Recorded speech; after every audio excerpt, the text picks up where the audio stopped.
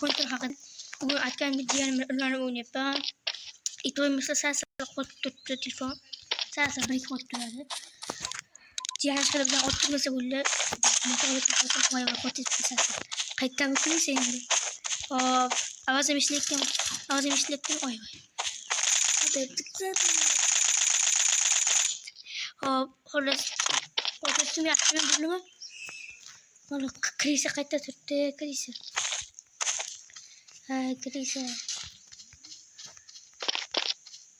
Hop. Sakradan. Vurdum.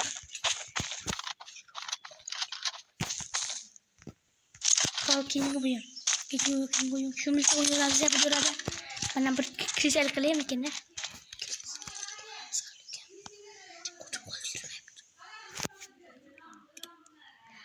Oynayan ay tamam bu koyun ito bilmesiler. Tamam ito bilmesiler bu koyun. Ben ya kalası hadi vardı. Şu hadi vardı. Şu koyun.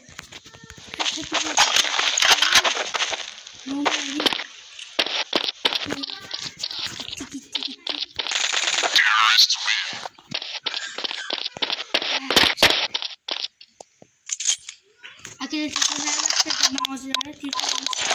kesin mağdur kıldım. Şimdi başkasına oynayıp gördüğünüzler. Ben oynayıp koydum.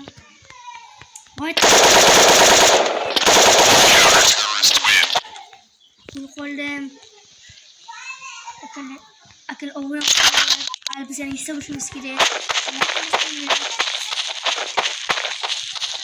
Bugün uzaktan hisse girseler başkaları öyle bir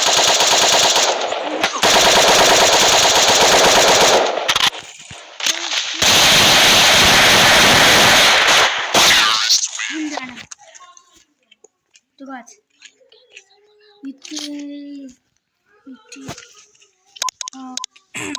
Hangisi? Kim oyun başlandı? Arkadaşlar başka bir fark ettim. Ama bir şey yapıyorum. Şöyle acayip bir var olacak.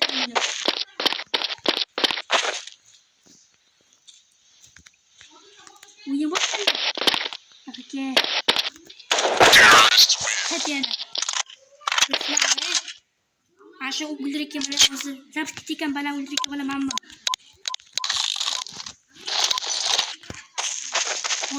Ancak tabii ki mesela çünkü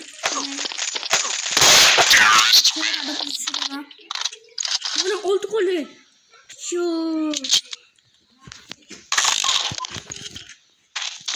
Avaz yaşlı etme. Rusya yomurlu güçe uzun süre mesela.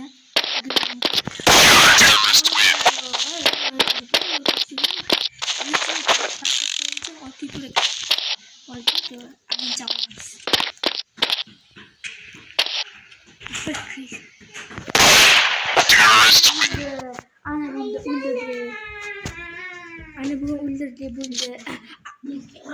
Kale bugün videoya mesela bıraktık. Kısa bu kan için. Süleyman. Ben de sizlerle hayır.